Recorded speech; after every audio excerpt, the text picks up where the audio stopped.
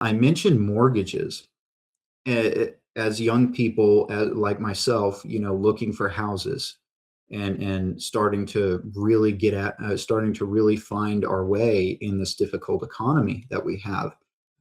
Another story coming out of the mortgage pool. So, according to CNBC, President Trump has asked Fannie Mae and Freddie Mac to purchase $200 billion in mortgage bonds. So, Fannie Mae and Freddie Mac are both government conservatorships, meaning that they're pseudo private. So they have shareholders, but they're technically speaking government entities. They operate under a government charter.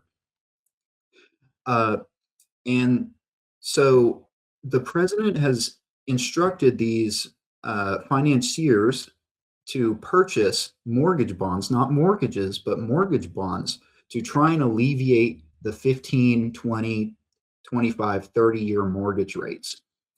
Uh, and I would like to point out that before I get to the technicals of what I just said, I would like to point out that just upon news of the action, because they haven't done it yet, mortgage rates for a 15-year mortgage have gone down by 22 basis points to 5.99%, which is the lowest since February of 2023.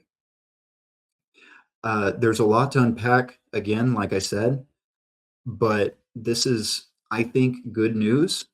Just the news of these government conservatorships purchasing these bonds lowered the rates. And so, anyway, the technicals of what I just said is so Fannie Mae and Freddie Mac were created at times when the government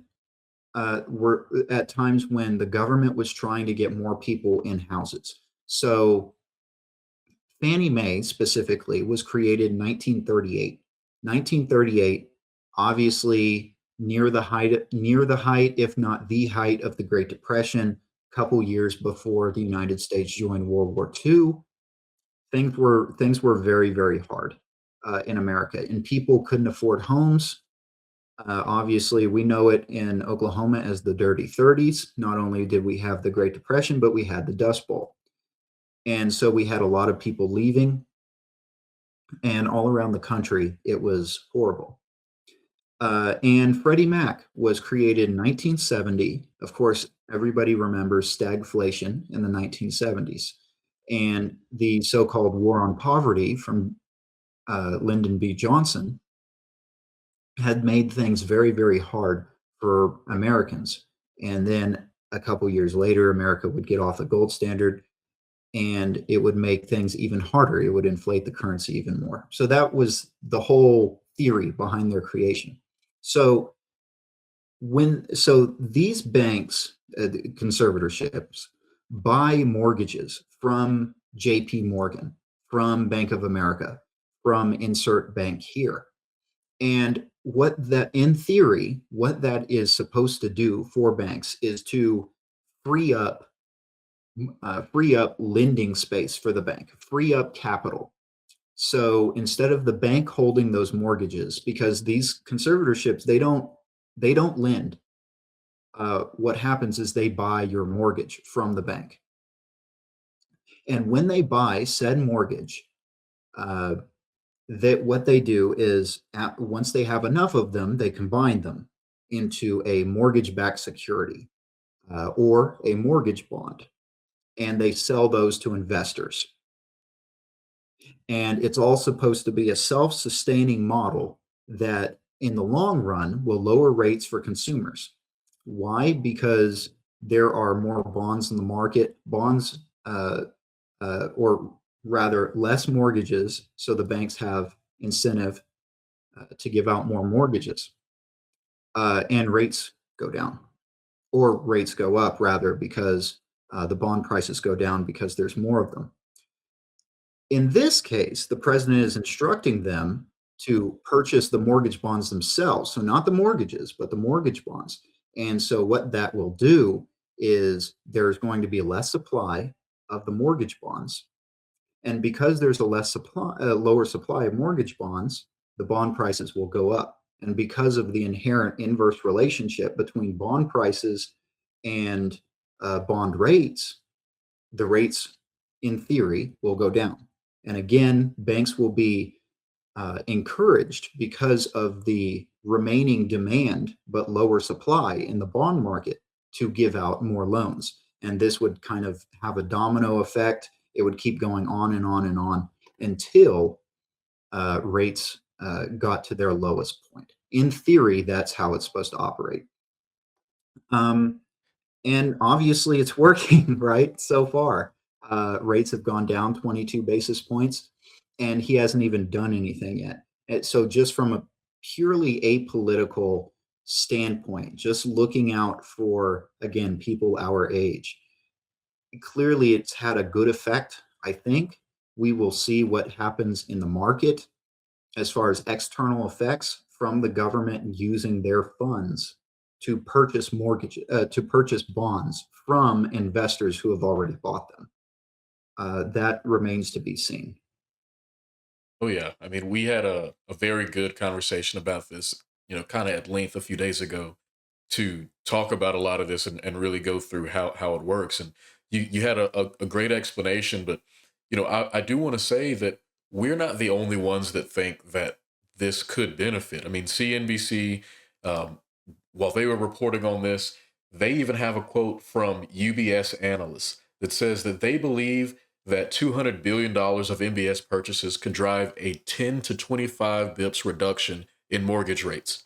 And as you said, things are already coming down a few points already. Um, right now, they're the lowest they have been at the 5.99%, and things could go even lower. Of course, what the Fed does with the federal funds rate is going to impact that some as well. But as we get to a point here where now people are not having enough money, we're seeing that there has to be pressure on both sides of the coin, right? We have to make mortgages more affordable, and we have to make houses more affordable. And thankfully, at this point, at least for me, what I'm seeing down here in Texas is that over the last few months, they're reporting that housing prices have dropped about 4%. And I'm seeing that even directly in my own market, where now there are houses that have been on the market for 4, 5, or 6 months, and they're seeing ten and $20,000 price drops. There are more houses now in the DFW area that are in the $250,000 price range or lower at this point right now than we've seen in 2 years, really. There are houses that are now even below $200,000 that you would never anticipate being on the market. And it's not just in the city center as well. Even in the suburbs, we're seeing prices come down in Plano, prices come down in Garland, in Irving, in Arlington. Prices are coming down across the board. And I think that overall, we're seeing the same thing on a national level as well. I saw a post or an article earlier today as well that said that the housing market in Florida is starting to collapse. There was one property that was originally listed at $1 million, and over 2 years, it's gone down 76%. So I think that at this point, we're getting to where things are going to become more and more affordable as the demand for these things starts to go down, and that's why we're now getting this pressure from Trump to Fannie Mae and Freddie Mac to purchase these mortgage-backed securities to make the mortgages more affordable. We're going to see the Fed start to do more things right now with lowering interest rates, with making cash more available to the average person, to the potential borrower, so that way things can in the future get more affordable, and we can start to see our economy recover as a whole. Thank you for watching this clip from Road to Riches. If you enjoyed the video, please like and subscribe to the channel to be notified when we release new content. Full episodes of the podcast are available every Thursday. See you there.